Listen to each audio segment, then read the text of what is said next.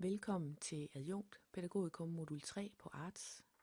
Jeg hedder Karen Louise Møller, og jeg vil lige give jer en hurtig rundvisning på kursets sted i Blackboard, så det forhåbentlig er til at finde rundt bagefter. Det vi kigger på nu, det er jo forsiden. Og det modul, der hedder Course Media, der ligger her, der kommer den lille video, jeg er ved at producere nu til at lægge. Så kan vi skrive nogle beskeder til jer heroppe. Over til venstre har vi en længere menu. Der er en undervisningsplan, som er ret kort og i sådan en oversigtsform, hvor der fremgår, hvad for nogle opgaver vi forventer, I løser, og hvad I læser undervejs. Så er der et menupunkt, der hedder litteratur, og her kan I jo så få adgang til det, der kan være at læse. Der er også noget supplerende litteratur, hvis nogen er interesseret i nogle specielle emner. Så er der et menupunkt, der hedder oplæg for mødedagene. Der ligger ikke noget lige nu, men det kommer der til. Der er et menupunkt, der hedder supplerende materiale, og herinde der har vi lagt en masse ressourcer, som I kan kigge i, hvis I vil arbejde med nogle af de her ting i forbindelse med den opgave, som I skal, eller de opgaver, som I skal løse undervejs. De opgaver, som I skal løse undervejs, kan I finde under menupunktet opgaver, og de er jo sorteret på den måde, at I kan i de mapper her, der hedder læringsmoduler, kan I finde de opgaver, der hører til de forskellige perioder.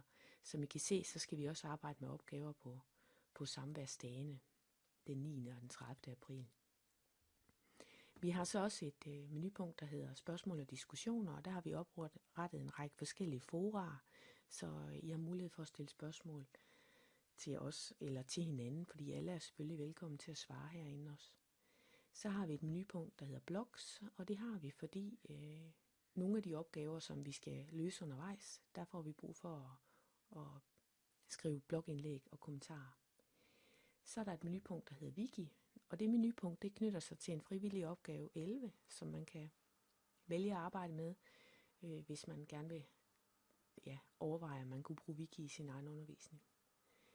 Så er der menupunktet test og surveys, og det har vi egentlig med, fordi I så kan se, hvad man kan bruge de her test og surveys til. Så det hører også med til nogle af opgaverne undervejs. Så har vi menupunktet grupper, og der kan I simpelthen få adgang til nogle forskellige ressourcer og nogle forskellige funktioner inde i Blackboard.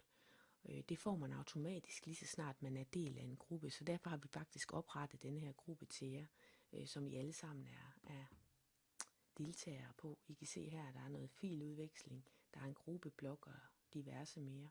Hvis I nu får brug for en gruppe, der er mindre end hele holdet, så kan I selv lave en ved at klikke på knappen heroppe, Create Group.